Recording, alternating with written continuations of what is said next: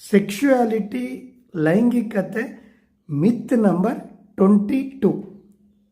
Penis ಕರು ಶಿಶ್ನದ ಒಂದು ಆಕಾರ ಸ್ವಲ್ಪ ಬೆಂಡ್ ಆಗಿರುವಂಥದ್ದು ನಾರ್ಮಲ್ಲ? ಹೌದು, ನಾರ್ಮಲ್. ಯೂಶ್ವಲಿ ಸ್ಲೈಟ್ ಕರ್ವೇಚರ್ ಅಂತೀವಿ. ಒಂದು ರೈಟ್ ಸೈಡ್ ಇರುತ್ತೆ ಅಥವಾ ಲೆಫ್ಟ್ ಸೈಡ್ ಇರುತ್ತೆ. ಸೊ ಇದರಿಂದ ಯಾವುದು ತೊಂದರೆ ಆಗಲ್ಲ. ಆದರೆ 30 ಡಿಗ್ರಿಗಿಂತನೂ ಜಾಸ್ತಿ ಬೆಂಡಿತ್ತು ಅಥವಾ ಕರ್ವಾಗಿತ್ತು ಅಂದರೆ ಅದು ಪ್ರಾಬ್ಲಮ್ ಕೊಡುತ್ತೆ.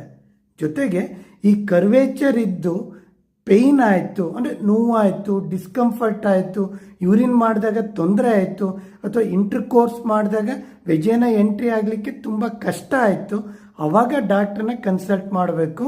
ಜೊತೆಗೆ ಪೆರೋನಿಸ್ ಡಿಸೀಸ್ ಅಂತ ಹೇಳ್ತೇವೆ, ಅಂದರೆ penis curvature all of sudden ಆಗುವಂಥದ್ದು. ಕಾರಣ ಇಷ್ಟೇ, ಅಲ್ಲಿ ಒಳಗಡೆ ಒಂದು ಒಪ್ಯಾಕ್, ಒಂದು ಸಣ್ಣದಾಗಿ ಗಂಟು ಫಾರ್ಮೇಷನ್ ಆಗಿ ಪೆನ್ನಿಸ್ ಕರುವಾಗಿರುತ್ತೆ, ಜೊತೆಗೆ ಪೆನ್ನಿಸ್ ಸೈಜು ಕಡಿಮೆ ಆಗಿರುತ್ತೆ. ಆವಾಗ ಡಾಕ್ಟ್ರನ್ನ ಕನ್ಸಲ್ಟ್ ಮಾಡೋದು ಒಳ್ಳೆಯದು.